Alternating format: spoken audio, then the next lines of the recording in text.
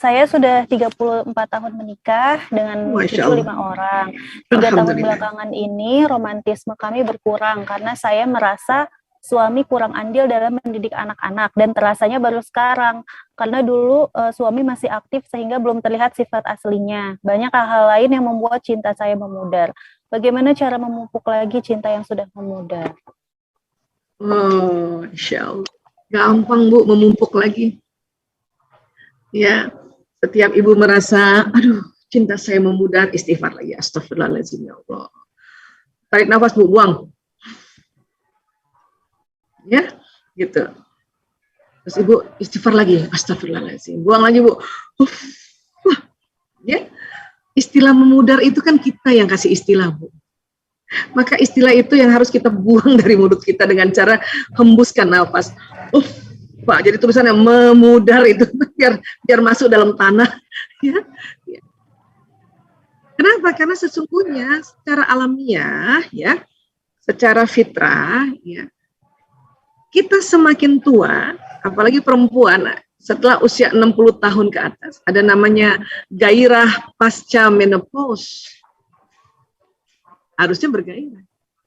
Dengan, ya tentu dengan gaya usia 60 tahun ke atas. Gitu. Ngobrol-ngobrol atau gandengan, masuk pergi ke pasar atau ke satu pusat perbelanjaan gandengan, tertatih-tatih, itulah mesranya.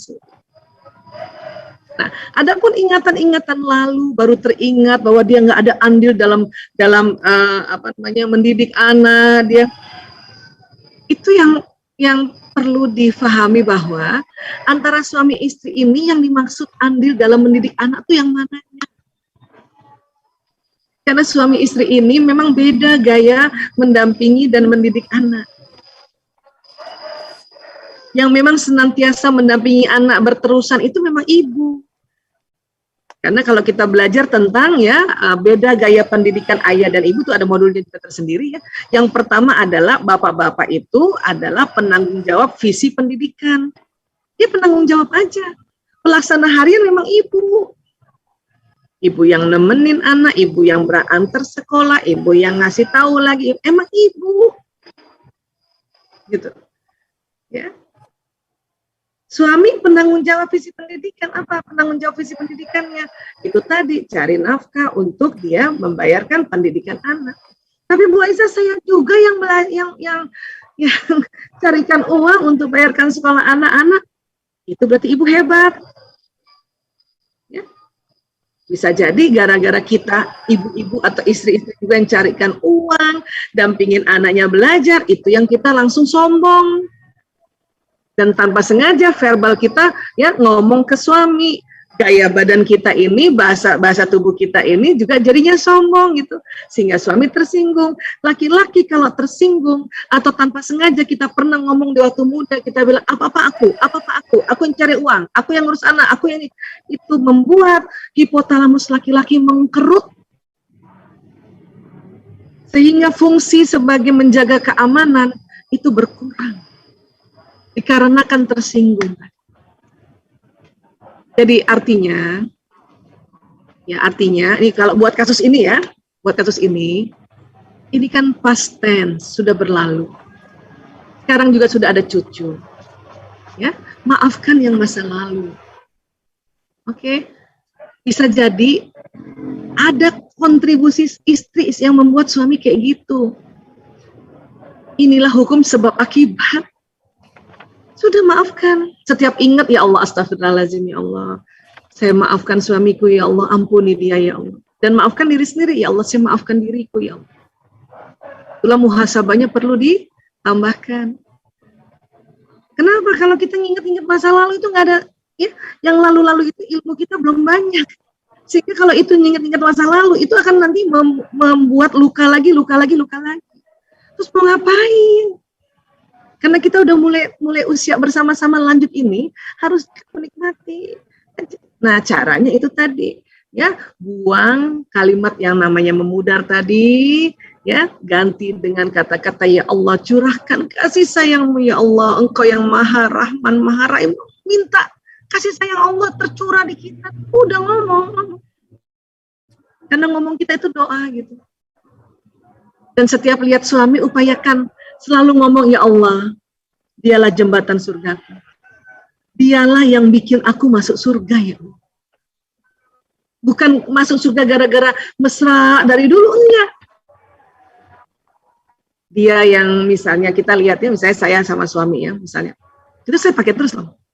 Lihat suami dalam keadaan tidur ya. Ya Allah, inilah laki-laki ya yang engkau pilihkan di lauh mahfuz sebagai suamiku ya Allah. Yang pada saat ya 29 tahun yang lalu, saya ngomong selalu gitu. Ya, 1 Februari 92 dia berijab kabul dengan waliku, ayahku sendiri ya Allah. Pada saat waliku berijab kabul kepada suamiku ya Allah, maka lauh mahfuz bergoyang ya Allah. Kita harus ngomong-ngomong kayak gitu kalau lihat suami gitu. Dan karena dialah aku insya Allah bisa cepat masuk surga ya Allah. Dia jembatan ya Allah. Karena dia juga yang kadang-kadang bikin jengkel aku, tapi karena aku bersabar ya Allah, maka aku jadi punya amalan soleh. Jadi ngomong kayak gitu. Ya. Dulu kalau aku ingat, aku juga yang masakin anak-anak, yang belanjain, carikan uang untuk sekolah anak-anak, carikan sekolah. Tapi gara-gara itu insya Allah aku cepat masuk surga gara-gara itu ya Allah. Terima kasih ya Allah. Itu yang harus diomongin. Ganti omongan-omongan ngedumel kita kalau lihat suami. Karena kita tanpa sadar suka ngedumel lihat suami. Ini dia nih. Dulunya nih nggak pernah ikut andil dalam pendidikan anak-anak. Semuanya aku. Ini dia nih. Maka kalimat yang negatif itu pun jalan di badan. Hati-hati, itu menambah hormon stres. Tidak lagi jadi mesra gitu. Jadi ganti. Tapi susah banget Bu Aisyah, yang keingetnya memori lama. Itu tadi saya sudah bilang, kalau keinget istighfar. Astagfirullahaladzim ya Allah. Astagfirullahaladzim. Enak kok dalam Islam itu, dengan istighfar aja Allah akan memberikan solusi. Ya, Allah akan memberikan jalan keluar dan Allah akan memberikan rezeki. Jadi sekali lagi gunakan teknik-teknik dialog sama diri sendiri, itu dipakai untuk mengatur ini semua, memaafkan masa lalu. Kenapa? Karena ada nanti bahasa kolbu. Soalnya kita ngomong-ngomong terus sendiri Bu Aisyah, nanti gimana?